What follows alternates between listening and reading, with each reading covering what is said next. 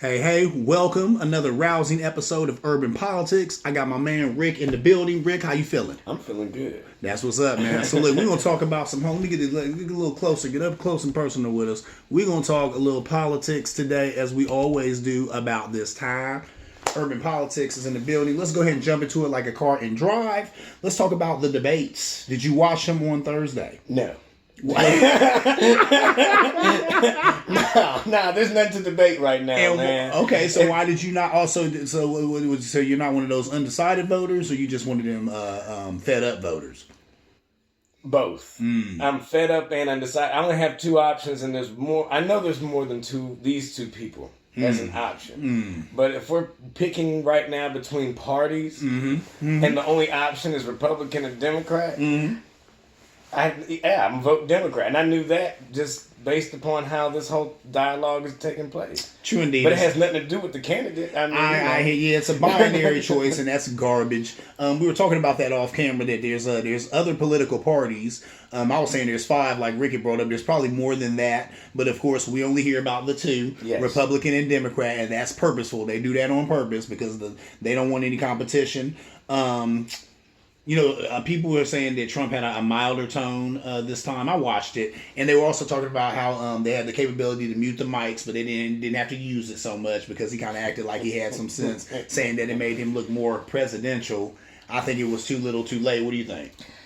I think that he got to choose his stage. Yeah. It was a reality TV show. Yeah. You know what I mean? Let's talk over each other. Let's repeat points that I've already made that are still considered lies. Oh yeah. The rhetoric is if you like the rhetoric, it's because you have a reason to agree with it. Exactly. And I think if we're a progressive country, we're going to prove, and it shouldn't be just based upon the black vote. If we are a progressive country, you should not need our vote to show the world or to show yourselves that this is not the type of leadership you want as far as what's coming from Trump.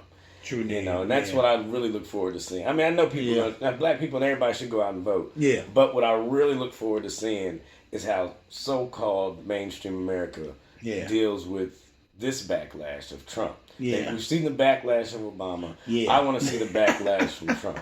I hear that. Or we're going to go and, we skip into the same beat. Yeah. We'll see what's up. Now, they were saying that Biden's up 14 points nationally after this debate, and they were saying particularly, I guess, people in Florida and in Pennsylvania were turned off at his performance from the first debate. What do you think about that? They said some of these old people in Florida and some of these now they're turned off? Well, actually turned off. Now they're turned off. Now they're turned off. We weren't turned off for you. Not the racism, not the misogyny, none of that. That don't turn them off. Not the calling our veterans losers and suckers. None of that turned them off. It was this performance at this last debate that turned them off. I think one thing is COVID did this. So tourism is down, But on top of that, the states that have gone out of their way to show the rest of the states where they stand with their president. Yeah.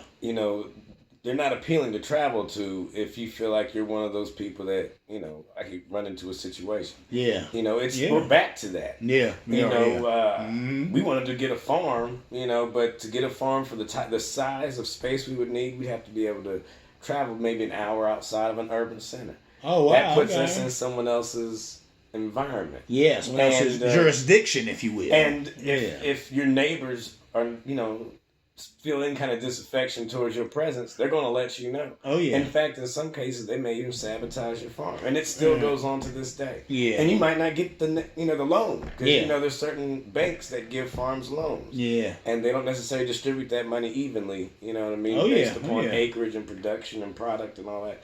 So there's we have different issue to discuss as far as the country. It's our problem is our culture. True indeed. And I don't think you can fix culture through politics. Yeah. And I think that's what we're seeing right now. We're seeing a white nationalist culture trying to reinstate some old, not very well thought out politics. Yeah. And we can do better. Yeah, true indeed.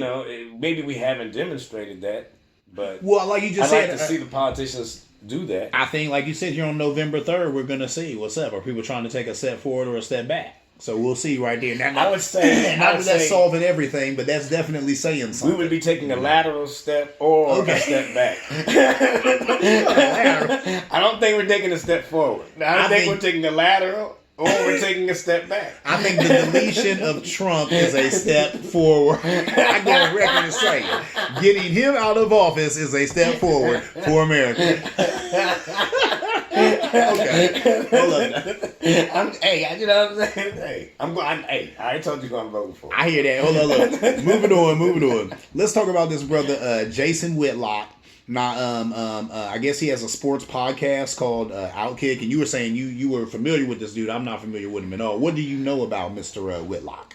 He is an outspoken critic of black athletes and any demonstration of using their platform as athletes to share issues with their community, their families, their friends, relatives. You know, they're supposed to be. Since I have a stack of money, I'm not supposed to be able to relate to my family and friends. I'm supposed to have a new set of family and friends. Well, who's the one lady says, "Shut up and dribble"? He wanted them. You know, like, no, just do your job. We don't want to hear your political views. Just dribble your ball or throw your football or whatever. So, and then turns around and allows a white athlete to do the exact same thing, but praised for it. Yeah. You know what I mean? So, yeah. Well, nobody said anything when your man was taking a knee all the time. I can't remember. He was a white athlete. They had brought that up because they said Kaepernick take a knee, and it's a big deal, gets him banned from the league. But this other guy was taking a knee, but he was taking a knee, I think, against abortion or whatever. And they said that was okay. And I'm like, yeah, the rules are always different when your skin is When did kneeling become any type of... In what... space did kneeling become a show of disrespect? Exactly. Ever. And then they say Kaepernick got it from a friend of his, a white friend of his who was a military member, who told him instead of throwing up the black fist, as, you know what I'm saying, your people have done in the day, something that's not so, abrasive, is taking a knee. So Kaepernick said, you know what, I'll take a knee then. And look at all the hell he got. So, yeah, you know what I'm saying? So Jason Whitlock was the reporter that said just because LeBron shouldn't have the same relationship to the black experience as, let's say, someone who's actually living in the hood, which I think Jason Whitlock is. He comes from Akron, Ohio. Have you ever been to Akron? That's all I was saying to this Whitlock guy. Has he ever been to Akron? There's a disconnect, and it's because of what Jason Whitlock is trying to get out of the conversation. Because he's saying, as my experience as a black person, once I had money, I no longer was obligated to defend my blackness because I started living around all these other people who seem to accept me. You know what I mean? Yeah. Every now and then something happens, but it's not a blatant thing. So, it's not in my way. Yeah. On the other hand, there's another thing, it's sympathy and empathy. Yeah. There's also someone like LeBron James or Kaepernick who looks around at, again, his environment, who he hangs out with, his teammates, and what their kids are going through and the stories they're telling in the locker room. And he's like, we talk about this stuff all the time. If we've done this for years, not just us, but our generation before. We've been talking about this for a long time. Exactly. We've been writing books about this. We've been reporting about this. And I'm sure he's also tired of talking, so yeah. And so why are I think right now we think that we're teaching the country something. Yeah. And I think that's a misinterpretation of what we see going on in front of us. Yeah. The country has always had an opportunity to find out about Marcus Garvey. They always had an opportunity to find out about the truth about George Washington Carver. Yeah. How he had, he was a eunuch, done by the very family that adopted him. And some people say was the true engineer behind the idea of a assembly line. Yeah. A power plant. Oh, okay, that's cool. I had no idea. They got a little black history on urban politics. But there's, you have these two sides within the community. One that is trying to defend the idea of getting out away from his own community and being a part of the mainstream community. And then the other who says, well, why can't, since I've been mainstream the whole time. Yeah. I've had light skin, the master was sleeping with his slaves. Yeah. From jump. So we've always had mixed people mixed families in America. Exactly. This is not new. We've been integrated for a long time. Well, he said that that. Now he said the facade that black men have a problem with Trump is starting to fade, and he cites Ice Cube, Kanye West, and 50 Cent's apparent support of Trump. And he was saying all this on Tucker Carlson. So right there lets you know there's a bunch of right-wing BS. But what do you think about that? Ice Cube came out and said that he didn't even know the woman who made that tweet, cloned out, talking about how he was on board with the Trump campaign or whatever. Kanye West, he's an idiot who's been throwing a monkey wrench in the game for whatever reason, I guess because he feels him and Trump are dragon spirits or whatever. 50 Cent, I lost all respect for him when he came out and tried to pile on Nick Cannon when all that stuff was going on with him. 50 Cent, I think, is just a fool and a buffoon, and he just, keeps himself relevant through chaos. I agree with that. Yeah. Not just 50 Cent either. I know whatever his name is. True indeed. Yeah. I think there's a lot of celebrity play going on right now. And I think it's all part of several things. One, Hollywood does not, nor does mainstream media channels. They don't control the flow of information. So to stay relevant, you got to put yourself somewhere within the social media sphere. And the best way for a celebrity to do that is to make a controversial stance or to put whatever controversy out on social media. Exactly. Which is a good thing in the sense that they're using their brand and adding this message to it. Yeah, adding to the conversation. Some of them, like Ice Cube, that's what your brother said. I had him on a show last week, and that's what he said. Ice Cube, he said he just threw a grenade in the room and he walked out. So some of that, you know what I'm saying? Because we are talking about it. It is discussion, and that's cool. But then, like you said, too, when I think somebody's like Kanye West or whatever, they just... you're just playing games. I think you're playing games for publicity. Well, I don't think he thinks it's a game. I think Kanye is taking this I think what Kanye as a celebrity thinks, and he's been called a musical genius a lot. And I would call him that. I don't think not a genius, but a musical genius. Well, as a celebrity, that can go to your head. Yeah. Especially, we've seen he has a social imbalance. You know what I mean? There's something... Yeah. There's a pattern. You're right. There's medication. He ain't taking it. And he ain't taking it. He's supposed to be. He ain't taking it. So he has an ego about himself. He thinks he belongs in the room with Trump. True. Yeah. The problem that we had with Steve Harvey wasn't so much that we felt like he wasn't black enough. Mm-hmm. It was like, who were you to be sitting in the office with Trump? Yeah. That wouldn't have happened if there would have been a longtime leader, someone like Farrakhan, sat with Trump. Exactly. A controversial meeting, but I think that the community would have appreciated a lot more. I agree. We would have respected that. If you want to debate with somebody and talk about how things should be moved forward, and what needs to be done. Yeah. I'd rather you talk to somebody who's a little bit more serious and self-aware about it. I agree. We would have respected that more. Because, Farrakhan... he's not an entertainer. He's someone who we respect to speak on behalf of the black community. Even if you don't necessarily agree with him 100%, you still would respect a Farrakhan before a Steve Harvey or somebody like that who's an entertainer. Trump? Just because. With Trump? Yeah, and especially with the con man of con mans. We want some of our best con man in there. You know what I'm saying? And it ain't going to be an actor or a singer or a dancer. We want somebody that can dance with the con man. There it is. And that, Speaking of that con man, Trump walked out on a 60-minute interview. He was salty because Kelly McEnany, the speaker for the White House, she gave the reporter the healthcare package, and it was just a whole bunch of blank papers. Just a whole bunch of blank pages. And I was thinking that, look, if for no other reason, people should be voting for Joe and Kamala because they are going to protect Obamacare. People like Obamacare. Some of you know it as the American Care Act. You love it. You know what I'm saying? It's provided health care for a lot of people. If you want to protect that, you better be voting for Joe and Kamala because they're going to protect it. It's got Joe's name on it. So you think he ain't going to protect that? So, am I right or am I wrong on that? If he can sell it... He does not have to sell a quality product. Yeah. He's not obligated to do that. He's just obligated to really get something going. Kind of like, and we see what's happening right now with this vaccine we need. Yeah. We've been trying to get this going since the beginning of the year. As soon as this became an issue, there was have our president. It was necessary to We're rounding the corner. We're rounding the corner. We're rounding the corner on the vaccine. We're rounding the corner on the thing. He kills me with that crap. Rounding the corner. They showed the timeline. Man, we've been rounding the corner since like April, March. This is ridiculous. We're rounding the corner. So is a vaccine coming? I would not hold my breath. And that's really scary and sad to say, but I would not hold my breath on that because I don't know what. It's not going to come through the White House, obviously, because the White House is not a medical organization. You know True what I mean? indeed. So if it does come, it's gonna be sold through the pharmaceutical companies. And that's scary too. That's and therein horrible. lies, part of the paranoia that you should have. Yeah.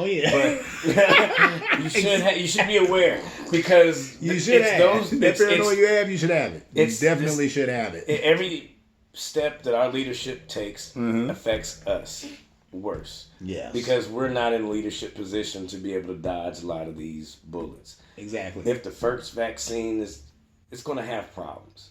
Every first of anything is going to have. Well, you talking about my first iPhone works just as good as the iPhone? What are they on now? 5 or 6 or 7? Well, if you only want to use it as a phone, then you're right. But I guarantee you, there's some things that your phone can't do, like update. What do you mean? Exactly. But exactly. It's a compromise of technology and perspective. You're right. And we're in an effort. I see our community in an effort to impose on our national perspective. Indeed, yeah. I don't think we're going to be able to do that completely through politics. Oh, no, you're right. Politics is not going to help solve the problems until we've accomplished that first. It's just one piece of this puzzle. It's just one part of the mosaic, but it's a big part, but it's just one part. There's other things that need to come into play. You gotta go to work. How about this? Let's go and talk about, I call this guy garbage human being. Daniel Cameron, the Attorney General for Kentucky, says he's experienced racist attacks that were beyond the pale since the Breonna Good choice of words. So they went beyond the pale. Words. Okay, first of all, he was the first African American to be elected to a statewide office in Kentucky. Joy Reid said some good stuff about him. She said that his identity as a black man is second to his party affiliation. She said to a lot of these Republicans, the party is the religion. Said that he just gave a hollow speech. He really didn't try to get any justice for Breonna. What you think about that? I think that you ever heard of Crispus Attucks? Yeah. Yeah. When he the first black man was shot in the American Revolution. He was the how first person to die. You know how he got shot? I know he got shot. He stepped in the middle. Oh, so he just jumped out there first? Well, no, there was two crowds. We had the British and the self-proclaimed Americans. Uh-huh. He stepped in the middle, and he was killed first. So I mean, what was he doing stepping in the middle? Was he gonna say, "Hey, let's talk"? Exactly. Oh, okay, yeah. Well, I can believe, and that's what a brother would do. A brother would get shot. So what he's doing, what Cameron is doing, I think, is he's playing the. I mean, he's doing something that politics have been doing. That he's playing the fence. Yeah. He knew that as a black man, if he could identify with the Republican platform, he could have a good life. Yeah. And he maybe even help defend it. You know what I mean? Well, and it seems like that's what's happening too, because he's been Mitch McConnell has been his mentee for years. I guess he was going to school somewhere. They seen his grades and stuff like that. So he took on, there was some scholarship that Mitch McConnell put out there. He ended up getting the scholarship. See, what that sounds like to me is that he's a prop. Yeah. Well, and that's the thing. He came up in that system. That's the reason why it's easy for him to buy in, to being a conservative, buy into that Republican dream. He's been adopting black kids since. You know what I'm saying? And it looks real good. No, he's a dark-skinned brother. Well, he's going to appreciate it. Yeah, and he buys into all. Yeah. Well, even George Washington Carver loved his mom and dad, and they castrated him. Well, there you go. Whoa, and then I said he was a unit. Yeah. Oh Lord. Well, and you know what? But Black History Giver right here on Earth. No, I'm just saying that relationship with this community is not as different than it has always been. Yeah. It's just that we're interpreting it through different lens today. You're right. Because now we have iPhones. It's not so much that he has one and I don't, or that I'm not allowed to use an iPhone because it's for whites only. Yeah. That's changed. Yeah. But as far as the relationship that we have to power and the decision making, we have to impose on the economy. Yeah. That's our last frontier. Yeah. Well, it's always economic, isn't it? It's all about the purse strings and the wallet. That's where the rubber meets the road with the money. Now, the sister Alicia Garza, who's one of the founders of Black Lives Matter, she said that she likened him to Bull Connor. For those people who don't know, Bull Connor was the last. I put that with the quotes in there. The last open racist in Congress. And he was actually he was a Dixie Democrat. That's what he was. You know, now the Dixiecrats was the Democrats who wanted to hold on to slavery. But a lot of people always try to say that too. Oh, the Democrats are the ones who were who were racist.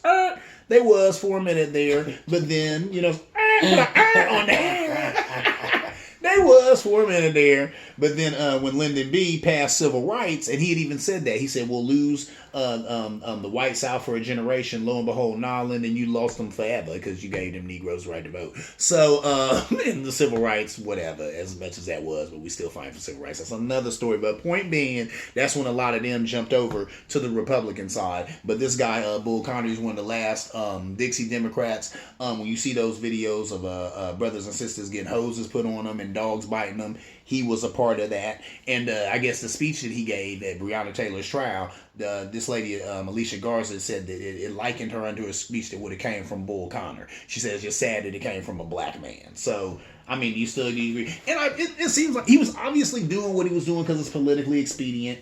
I was thinking this guy wanted to be like the first black Republican. Scratch that. I'm reading some more. This guy, what he really wanted to do is, now he's on the short list for the Supreme Court. That's a lifelong appointment, a whole lot of bread, a whole lot of fame. Well, we got to see. I have to go back to history because history is a story of behavior that have already been demonstrated. Mm-hmm. And so, to me, every action that I interpret, especially in the political sphere, is a combination of history and jurisprudence. Okay.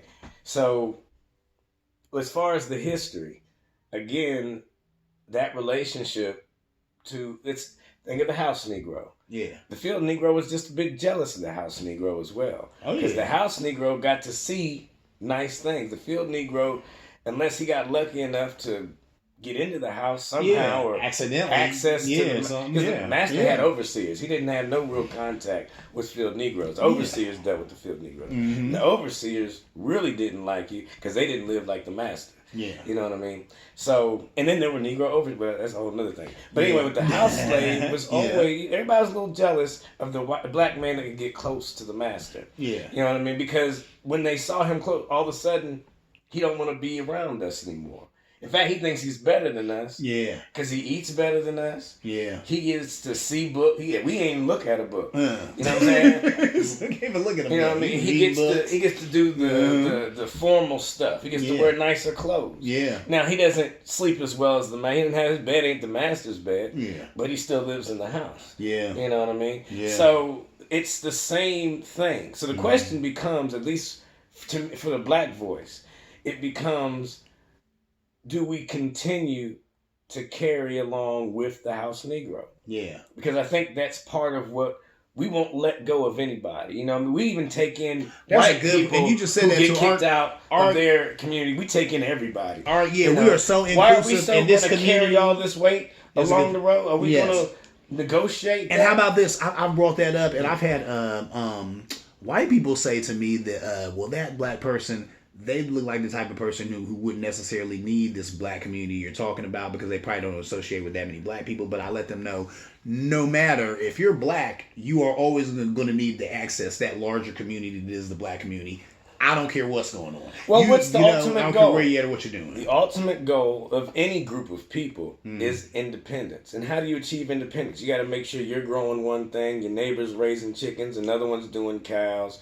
Another one's got a market so that everybody can go and sell their things to everyone else. Yeah. Another person has a bank. Another person has a little medical clinic.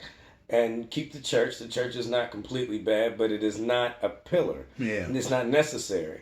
You do need education, however. Now, once you have all of these things, you have independence. You have true freedom. Yeah. And we've seen that with the suburbs. They were completely independent of the city when they built the suburb. But over time, as the suburb grew, they started withdrawing money from the city to help the suburban schools, to help their pipeline, to build new water plants. Yeah. You know what I mean? So now they're completely independent of the city, but they can still make investments in the city. Yeah. In fact, they still go to work in the city. Yeah. You know what I mean? So we need to have that type of relationship to our cities and states in order for us to even begin to get involved in this political Republican, Democrat back and forth because we I can't agree. impose anything on anybody because we're not recycling enough dollars. We don't. As soon as we get a dollar, they Yeah. say it leaves in 15 seconds. Yeah. You know, listen, at Yeah. least keep it for a day. I agree. You know what I'm saying? Let me and you just pass our wallets back and forth for the week. You know what I'm saying? Yeah. And Well, don't spend my money though. You know, don't spend nothing. Just What did they pass say? it back and forth. I think in Oklahoma, that Black Wall Street, they said the dollar had changed hands 7 times before it left the community, and I think they said in the Jewish community that the dollar changes hands 18 times before it leaves. So come on, I think the black Have community. you ever seen a black man not sell even bagels one in a time. Jewish community? You see a black man, Rufus's bagels or Clarence's bagels? I'm Never sorry. that way. But no, you would never. Clarence's Pizza. Yeah, You know what I'm saying? You never seen a brother own a bodega in an Italian neighborhood or an Asian neighborhood. Yes. It just wouldn't happen, you know. Yes. But you always see different people of different cultures own. And I'm not saying that. I mean, that's the multiculturalism of America. But it would be nice Well, if you're gonna for black invite- people to have that same opportunity. If you're gonna have the foreign people come to the hood, Yes. bring your restaurant. Bring something that's gonna benefit. We want the experience. We don't want you to own all of our stores because then they become carryouts. Exactly. You know what I mean? We don't want you to even own all the like car businesses and that. Yeah. But you take your Chinese restaurant and put it up anywhere, Yeah. and it becomes an appreciated part of the community because I don't have to travel all the way over here to get Chinese food. Exactly. Chinese people are trying to share some culture right here with me. Exactly. In fact, I'm gonna tell them I live around here. You know what I'm Yeah, saying? And yeah. as long as your business is doing good, my community's gonna be doing good. Yeah. But I also don't Yeah. want you to think that you should set the standard for what kind of businesses you're bringing into my community. True If your indeed, business yeah. is going to look like the carryout, I prefer you not build your Chinese restaurant here. Yeah. I want you Well, to yeah, build the I Chinese agree. restaurant that you would want to go to. Exactly. Not one that Yeah. you think that you can just milk money out of this community from. And I And that's- agree. that's- you see that. I get sick of that all the time. Sometimes you see a lot of these different ethnicities. They'll bring some to the hood, but it seems like they did that because it was easier to do, you know, a lackluster job of whatever you do here in the hood. It's easy You know? money. Sell Yeah, beer, sell cigarettes. Your restaurant, it doesn't have to be that clean. You know, your stop and rob or your bodega or whatever doesn't have to be that clean, and that's sad because I'm like, don't do that. You know what I'm saying? And have a little respect for the surroundings. If you went up to Upper Arlington and opened, and that's the thing, I have They'll shut you known. down. Thank you. I have known families to open up a business in the hood, and it paled in comparison to the business they opened up in Gahanna. They opened up in Hilliard. Why? Because you in Gahanna and you in Hilliard, so you want to make your business look like something. But since you're on Livingston or you over here in Oakwood, you don't have to do that. You know what I'm saying? So that's sad. We've been getting to, it's ridiculous. You know You what I'm would saying? never Yeah. allow in New Albany to have 5 carryouts within a mile because Yeah. everybody's driving. Exactly. So you don't need 5 carryouts in that mile. You know what I mean? Maybe if we're gonna do 5 carryouts, they should be on opposite ends of New Albany. True indeed. And maybe a drive-through somewhere in the middle. True indeed. You know what I mean? But Yeah. in the hood, there's Yeah. drive-throughs. Now, there's like 3 or 4 drive-throughs right here. Yeah. Where we grew up. Exactly. And Yeah, then how yeah. many carryouts? I don't know. Yeah. Because some of them you don't even know that they're even open carryouts. It's 'cause Exactly. they look so broken. It's like, can you walk in there? Exactly. It's like, It's do I what's really open. want to buy something off the shelf? No, I can get it out the fridge though. You know, the fridge stays a certain temperature. Maybe I won't get sick. You know, maybe You know what I'm disease saying? can't live in the refrigerator. But I ain't gonna eat nothing. I don't want nothing hot out of here. It's just like, you know, years ago, a friend of mine told me, said there are no rules in the hood. So that's what it is. People come there, you open your business, you do whatever. No rules in the hood. Nobody cares. And I even asked my dad that too. I said, why is it that, like, even right now, if I'm going to a McDonald's or a Wendy's, which I don't do too much these days, but say I get the craving for that, I'm going to go to a Hilliard. I'm going to go to a Gahanna. I'm not going to go to Livingston. Because Why the is people it- who own the property in the hood are the same people who live in Gahanna and live in Hilliard. Exactly. See, they own all that property. We don't own enough. The people who own that property in the hood, Yeah. you can tell driving down. Look at that. That's nice. Exactly. They take care of their stuff. Look, and he's out there. That old man is out there ready to hit somebody who Yeah. walks on his grass. Exactly. Okay. That Yeah. and not everybody's broke in the hood. Yeah. There is some Oh, yeah. ownership, but Yeah. the vast majority of that ownership comes from outside of the hood. Yeah. And if you want the value of the price of the value of the property to go down so that you can come back and reinvest later Yeah. and then sell it off for a bunch of money. Well, you have the power to do Regentrification. that. Yes. And if you own property in that part of the city, then you also get a chance to vote. Exactly. Voting comes with ownership and residence. Yes. Now, if you're just a resident, clearly, you can only vote where you're a resident. Yeah. But if you're an owner and a resident, and you don't necessarily live where your ownership is. Exactly. You got 2 votes. Exactly. You know what I mean? Yeah. In locally. Yeah. In Yeah. local elections. Yeah, Not true in indeed. federal elections. Yeah. Because you can vote Yeah. for that local thing going on over there, and I can vote for the local thing going on over Yeah, here. and that's how people solidify that power. You know, you wonder why a few people own everything, and that's why they're consolidating that power. And that's what You know? we need to really. And it starts. It's going to be hard. Yeah. We're talking about rebuilding Tulsa, and this is after walls have been put up to prevent another Tulsa Yeah. from just popping up. Exactly. Things were put in place of. Yeah. Why didn't they just rebuild it? They could. Where's the insurance money? Yeah. You know, where's all that? They were supposed to just rebuild. Yeah, We've seen exactly, all yeah. these places and factories get torn down and closed. Where down. was the We bailout found for the Tulsa? money. There's no bailout for Tulsa. You know, you ain't gonna see that. Because once you start that opens up reparations. Exactly. Because this treatment did not start after the freedom. Yeah. That behavior towards that community started before freedom. Yeah. You know what I mean? And you yes, just said there- reparations. That's that dirty R word. We've talked about it here on the show before. We'll talk about it again. I'm looking Sorry. right now. Our time is up. Oh, no, we're done. But we done talked their heads off about some good stuff, man. Urban Politics is in the building. Rick, my man, hold on. Let me give you the right hand because Yeah, that's thank you. right. Yeah, that's my right. brother. That's right. Thank you That's for right. coming out. You know what I'm saying? I love to have him out, have his brother on the last show. We get it in. Urban Politics. You know what it is right here. You know what I'm saying? Because politics is everything and everything is political. See you around like a donut. We out.